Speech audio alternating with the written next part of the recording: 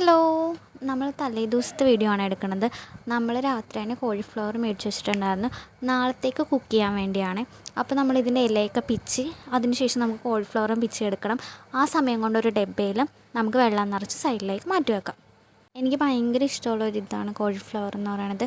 Fry ആക്കണേനും എനിക്കിഷ്ടം ഇങ്ങനെ cook ചെയ്ത് കറിയാക്കി കഴിക്കാനാട്ടോ. നമ്മളെപ്പോഴും മേടിക്കാറുണ്ട് കോളിഫ്ലവർ. അപ്പോൾ ഇതുപോലെ പിച്ചിയിട്ട് വെള്ളത്തിലേക്ക് കോളിഫ്ലവർ എല്ലാം കൂടി എടുത്ത് വെക്കണം.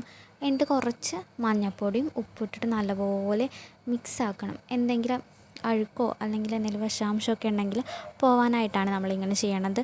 ഇത് തലേ ദിവസമോ നമ്മളിത് കുക്ക് ചെയ്യണത് പിറ്റേ ദിവസത്തേക്കാണ് കേട്ടോ. പിറ്റേ ദിവസമായിട്ടുണ്ട്. അപ്പം ബ്രേക്ക്ഫാസ്റ്റ് എന്ന് പറയണത് അപ്പവും കോളിഫ്ലവർ കറിയാണ് കേട്ടോ. നമ്മൾ ഇന്നലെ റെഡിയാക്കി വെച്ചില്ല അത്. അപ്പത്തിൻ്റെ മാവാണ്. ഇത് വീട്ടിൽ തന്നെ അരച്ചാണ്. ഞാൻ ഇടയ്ക്ക് പുറത്തുനിന്ന് അപ്പത്തിൻ്റെ മാവ് വാങ്ങാറുണ്ട്. അപ്പം ഉണ്ടാക്കുന്നതിന് മുമ്പ് ഞാൻ അപ്പച്ചട്ടി അടുപ്പത്ത് വെച്ചിട്ട് ഫ്ലെയിം കൂട്ടി വെക്കും.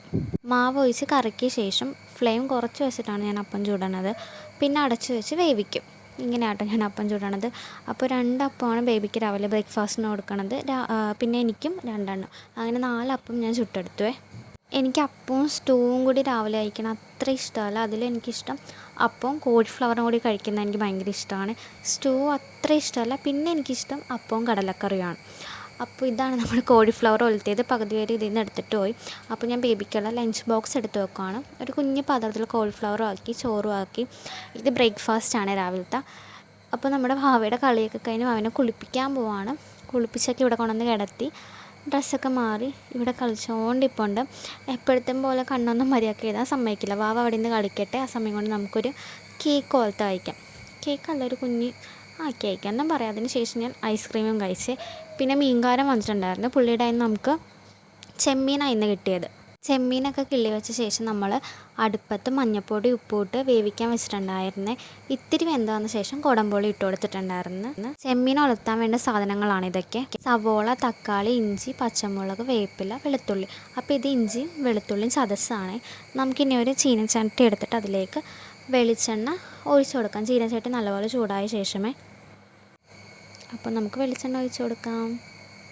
ഇത് നല്ലപോലെ ചൂട് നിൽക്കുന്ന ചീനച്ചട്ടിയാണ്. വെളിച്ചെണ്ണ ഒഴിച്ചു കൊടുത്ത ശേഷം നമുക്ക് കടുക് ഇട്ടിട്ട് കടുക് പൊട്ടിയ ശേഷം നമുക്ക് ഇഞ്ചി ഇട്ട് കൊടുക്കാം.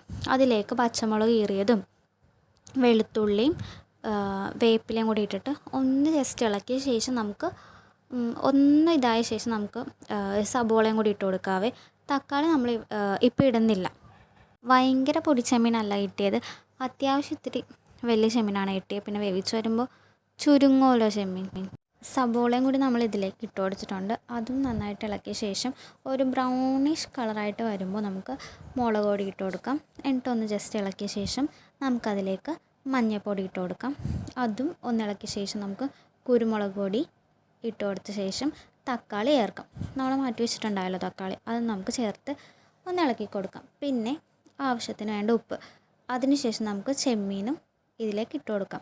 നമ്മൾ ചെമ്മീൻ വേവിക്കാൻ നേരത്ത് ഉപ്പ് ഇട്ടിട്ടുണ്ടായിരുന്നു. അപ്പോൾ അതനുസരിച്ചുള്ള ഉപ്പാണ് നമ്മൾ കുക്ക് ചെയ്യാൻ നേരത്ത് ഇട്ട് കൊടുക്കുന്നത്. നമ്മുടെ ചെമ്മീനും ഇവിടെ റെഡി ആയിട്ടുണ്ട്.